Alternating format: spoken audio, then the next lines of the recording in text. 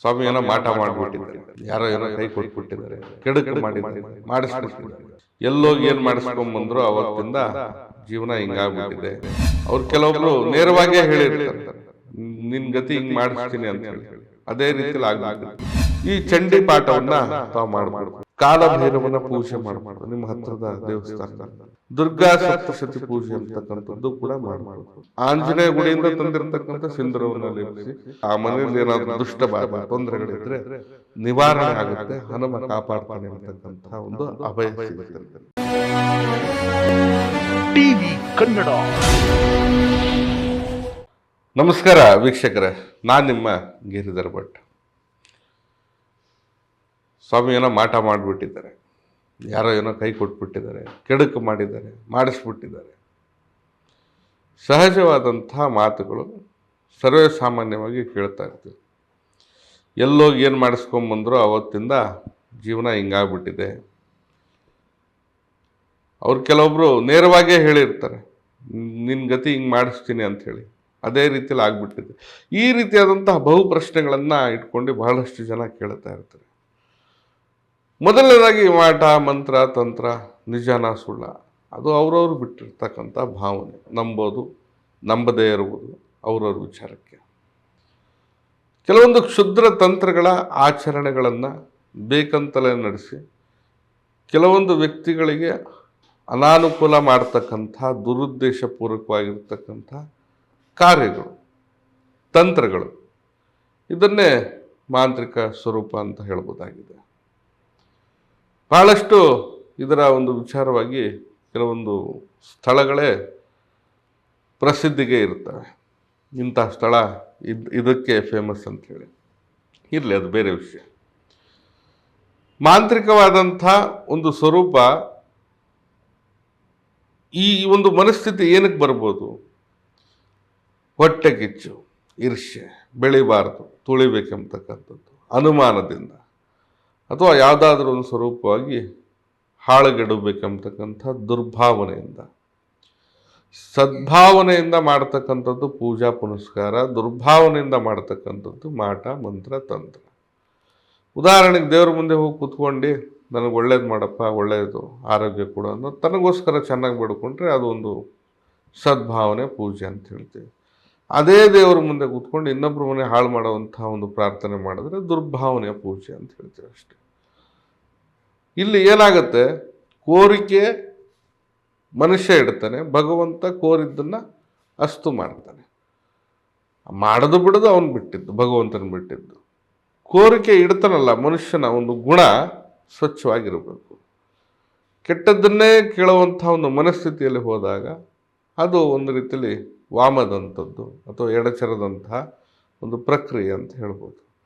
ಅದಕ್ಕೇನು ಅದೇ ದೇವಸ್ಥಾನಕ್ಕೆ ಹೋಗ್ಬಿಟ್ಟು ಏನೋ ಒಂದು ಮಾಡಿಸ್ದೆ, ಬೀಗ ಹಾಕ್ದೆ, ಅಥವಾ ಮುಳ್ಳು ಚುಚ್ಚಿದೆ, ಮತ್ತೊಂದು ಯಾರಿಗೋ ಹೋಗ್ಬಿಟ್ಟು ದುಡ್ಡು ಕೊಟ್ಟು ಪರಿಹಾರ ಏನದು ಪೂಜೆ ಮಾಡಿಸಿ, ಮಂತ್ರ ಮಾಡಿಸಿ, ಮಾಟ ಮಾಡಿಸಿ, ಹಾಳು ಮಾಡಿದೆ, ಎಲ್ಲ ಸಾವಿರ ರೀತಿಯಲ್ಲಿ ಸಾವಿರ ಯೋಚನೆ ಮಾಡ್ಬೋದು, ಬೇರೆ ವಿಚಾರ. ಆಂತರಿಕವಾದಂಥ ಮನಸ್ಥಿತಿಯಲ್ಲಿರ್ತಕ್ಕಂಥ ಭಾವನೆ, ಒಂದು ಒಳ್ಳೆಯದು ಒಂದು ಕೆಟ್ಟದ್ದು, ಮನುಷ್ಯನಿಗೆ ಎರಡೂ ಇರ್ತವೆ. ಹಾಗಂತ ಅವ್ರು ಕೇಳ್ಕೊಂಡಿದ್ದ ತಕ್ಷಣ ಮಾಡಿಸಿದ ತಕ್ಷಣ ಆಗ್ಬಿಡುತ್ತಾ?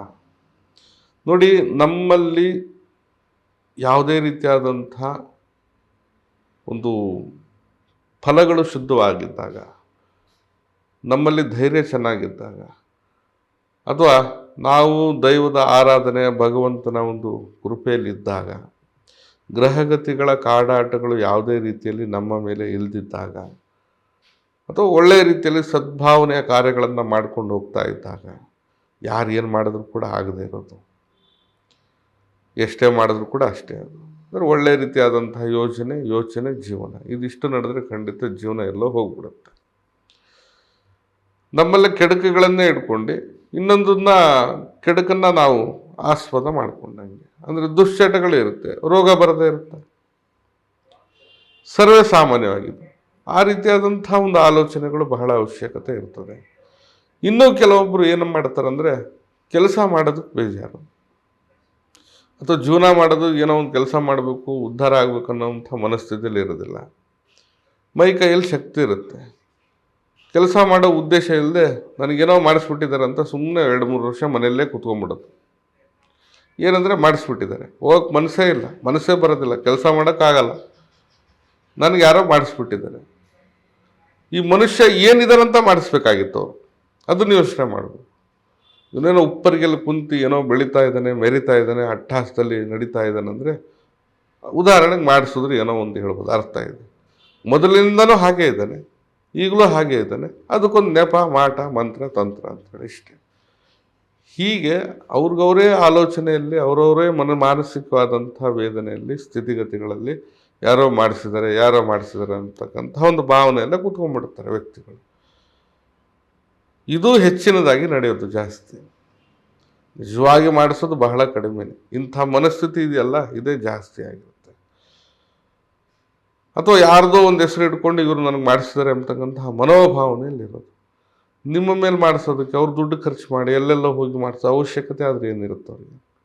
ಕಪೋಲ ಕಲ್ಪಿತವಾಗಿ ತಾವು ಯೋಚನೆ ಮಾಡಿ ನಿಮ್ಮ ಒಂದು ಬಾಧೆಗೋ, ನಿಮ್ಮ ಒಂದು ಏನದು ಅಸಹನೆಗೋ, ಅಥವಾ ನಿಮ್ಮ ಒಂದು ಮಾನಸಿಕವಾದಂಥ ವಿಚಾರಕ್ಕೋ, ಅಥವಾ ಕೆಲಸ ಮಾಡದಿರೋ ಕಿಚ್ಚಿಗೋ ಮಾಟ ಮಾಡಿದರೆ, ಮಂತ್ರ ಮಾಡಿದರೆ, ಅವರು ಇವ್ರ ಹೆಸರಿನಲ್ಲಿ ಹಾಳು ಮಾಡ್ಕೊಂಡು ನೀವು ಸುಮ್ಮನೆ ಮನೇಲಿರ್ತಾರೆ. ಇಂಥ ಭಾವನೆಗಳು ಬಹಳ ಇರ್ತವೆ. ಇದ್ರ ಬಗ್ಗೆನೂ ನಾವು ಯೋಚನೆ ಮಾಡಬೇಕಾಗತ್ತೆ. ಅದು ಮಾಡಿಸಿದ್ದು ಆಗೋದು ಬಿಡೋದು ಅದಕ್ಕೊಂದು ನಂತರ ಫಲ, ಅಥವಾ ಅದು ವಿಚಾರ ಬೇಕಂತಲೇ ನಡೆದಿದ್ರೆ ಅದು ಬೇರೆ ವಿಷಯಗಳಿರುತ್ತೆ, ಇರಲಿ, ಅದು ಬೇಡ. ಅದೀಗ ಇಲ್ಲಿ ಯಾರು ಮಾಂತ್ರಿಕವಾಗಿ ಅಥವಾ ಮಾಂತ್ರಿಕದಂತಹ ಪೀಡನೆ ಒಳಗಾಗಿದೆ ಎಂಬತಕ್ಕಂಥ ಮನೋಭಾವನೆ ಈಗ ಆಲ್ರೆಡಿ ಬಂದಿದೆ. ಮಾಡಿದ್ರೂ ಮಾಡಿರಲಿ ಅಥವಾ ಮಾಡದೇ ಇದ್ರೂ ಮಾಡಿದರೆ ಅಂತಕ್ಕಂಥ ಮನಸ್ಥಿತಿ ನಿಮ್ಮ ಒಂದು ಜೀವನದಲ್ಲಿ ವಿಚಾರದಲ್ಲಿ ಕುಂತಿದ್ರೆ ತಾವು ಆದಷ್ಟು ಈ ಪರಿಹಾರಗಳನ್ನು ಮಾಡಿಕೊಂಡೋಗಿ. ಖಂಡಿತ ಇದರಿಂದ ನಿಮ್ಮಲ್ಲಿರ್ತಕ್ಕಂಥ ಒತ್ತಡ, ಮಾಂತ್ರಿಕ ದೋಷ, ದೃಷ್ಟಿ ದೋಷ, ಅಥವಾ ನಿಮ್ಮ ಒಂದು ಅನುಮಾನಗಳಿದ್ದರೆ, ಅಥವಾ ನಿಜವಾಗಿಯೂ ಆಗಿದ್ದರೆ ಅವೆಲ್ಲವೂ ಕೂಡ ಹೋಗಲಾಡಿಸಿ ಚೈತನ್ಯವಾಗುತ್ತೆ, ಲವಲವಿಕೆ ಆಗುತ್ತೆ. ಈಗ ಮಾಡಿಸಿದ್ದು ಮಾಟ ಮಾತ್ರ ತೆಗೆದ ತಕ್ಷಣ ನೀವೇನು ಕುಬೇರರಾಗಿ ಮರೆಯೋದಿಲ್ಲ, ದುಡಿದ್ರೆ ಮಾತ್ರ ಮರೆಯೋದು. ಅದನ್ನು ಯೋಚನೆ ಮಾಡಿ. ಆ ಒಂದು ಲಯ ಬರಬೇಕು, ಚೈತನ್ಯಗಳು ಬರಬೇಕು ಜೀವನದಲ್ಲಿ. ಹಾಗಾಗಿ ಈ ಚಂಡಿ ಪಾಠವನ್ನು ತಾವು ಮಾಡ್ಬೋದು. ಕಾಲಭೈರವನ ಪೂಜೆ ಮಾಡ್ಬೋದು ನಿಮ್ಮ ಹತ್ತಿರದ ದೇವಸ್ಥಾನಗಳಲ್ಲಿ. ದುರ್ಗಾ ಸಪ್ತಶತಿ ಪೂಜೆ ಅಂತಕ್ಕಂಥದ್ದು ಕೂಡ ಮಾಡ್ಬೋದು. ಇದನ್ನು ನಡೆಸ್ಬೋದಾಗಿದೆ. ತಂತ್ರದಲ್ಲಿ ನೋಡೋದಾದರೆ ಆಂಜನೇಯ ದೇಗುಲಕ್ಕೆ ಹೋಗಿ ಸಿಂಧೂರವನ್ನು ತಂದು ಮನೆಯ ಒಂದು ಮುಖ್ಯ ದ್ವಾರಕ್ಕೆ ಸ್ವಸ್ತಿಕ್ ಚಿಹ್ನೆಯನ್ನು ಬರೆಯೋದ್ರಿಂದ ಆ ಒಂದು ಮನೆಯಲ್ಲಿ ಲಕ್ಷ್ಮಿ ಹಾಗೆ ಒಂದು ಇದು ಧನಾತ್ಮಕವಾದಂಥ ಕಿರಣಗಳು ಪ್ರವೇಶ ಆಗ್ತದೆ ಎಂಬತಕ್ಕಂಥದ್ದು ಒಂದು ನಂಬಿಕೆ. ಹಾಗೆ ಮನೆಯಲ್ಲಿ ಹಾರುವ ಹನುಮನ ಫೋಟೋ, ಅಂದರೆ ಬೆಟ್ಟ ಹಿಡಿದು ಹಾರ್ತಕ್ಕಂಥ ಹನುಮನ ಫೋಟೋ ಸರ್ವೇ ಸಾಮಾನ್ಯವಾಗಿ ನೋಡ್ತಾ ಇರ್ತಾರೆ ಚಿತ್ರಪಟ. ಈ ಚಿತ್ರಪಟಕ್ಕೆ ಸಿಂಧೂರವನ್ನು ಲೇಪಿಸಿ, ಅಂದರೆ ಆಂಜನೇಯ ಗುಡಿಯಿಂದ ತಂದಿರತಕ್ಕಂಥ ಸಿಂಧೂರವನ್ನು ಲೇಪಿಸಿ ಶನಿವಾರ ಮತ್ತು ಮಂಗಳವಾರ ಕೆಂಪು ಹೂಗಳಿಂದ ಪೂಜೆ ಮಾಡಿದ್ರು ಕೂಡ ಆ ಮನೆಯಲ್ಲಿ ಏನಾದರೂ ದುಷ್ಟಬಾಧೆ ತೊಂದರೆಗಳಿದ್ದರೆ ನಿವಾರಣೆ ಆಗುತ್ತೆ, ಹನುಮ ಕಾಪಾಡ್ತಾನೆ ಎಂಬತಕ್ಕಂಥ ಒಂದು ಅಭಯ ಸಿಗುತ್ತೆ ನಮಗೆ. ಹಾಗೆ ಈ ತಂದಿರತಕ್ಕಂಥ ಸಿಂಧೂರ, ಅಂದರೆ ದೇಗುಲದಿಂದ ಆಂಜನೇಯ ಗುಡಿಯಿಂದ ತಂದಿರತಕ್ಕಂಥ ಸಿಂಧೂರದ ಜೊತೆಗೆ ಗೋಮೂತ್ರವನ್ನು ಹಾಗೆ ಈ ಗಂಗಾ ಜಲವನ್ನು ಸೇರಿಸಿ ತಾವು ಈ ಮನೆಯ ಸುತ್ತ ಪ್ರೋಕ್ಷಣೆ ಮಾಡೋದ್ರಿಂದನೂ ಕೂಡ ಮನೆಯಲ್ಲಿ ಅಂಥದ್ದೇನಾರು ದರಿದ್ರಗಳಿದ್ದರೆ ತೊಲಗುತ್ತೆ. ಮಾಡಿಸಿದ್ರು ಅಥವಾ ಜನದೃಷ್ಟಿ ಬಿದ್ದಿದ್ರು ಅಥವಾ ಏನೋ ನಿಮ್ಮ ಮನಸ್ಸಿನಲ್ಲಿ ಆ ಒಂದು ಮಾನಸಿಕ ಸ್ಥಿತಿ ಮನೆ ಮಾಡಿದರೂ ಕೂಡ ಈ ಒಂದು ಕಾರ್ಯವಿಧಾನವನ್ನು ಮಾಡಿ ಖಂಡಿತ ಇದರಿಂದ ಹೊರಗಡೆ ಬರ್ತೀರ, ಒಳ್ಳೆಯ ರೀತಿಯಲ್ಲಿ ಬದುಕನ್ನು ಕಟ್ಕೊಳ್ತೀರ. ಸದಾಕಾಲ ಇನ್ನೊಬ್ಬರು ಮಾಡಿದ್ದಾರೆ ಅಂಥೇಳಿ ನೀವು ಸಮಯವನ್ನು ಹಾಳು ಮಾಡಿಬಿಡಿ.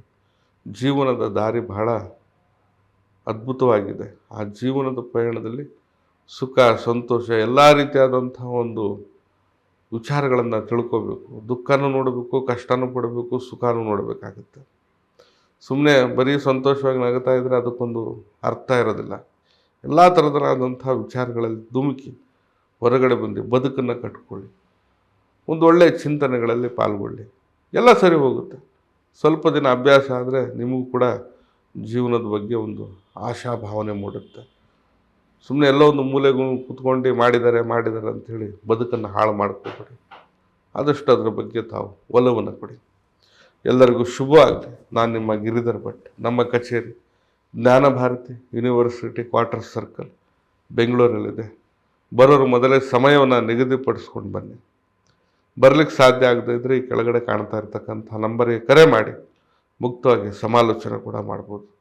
ಎಲ್ರಿಗೂ ಶುಭವಾಗಲಿ. ನಮಸ್ಕಾರ.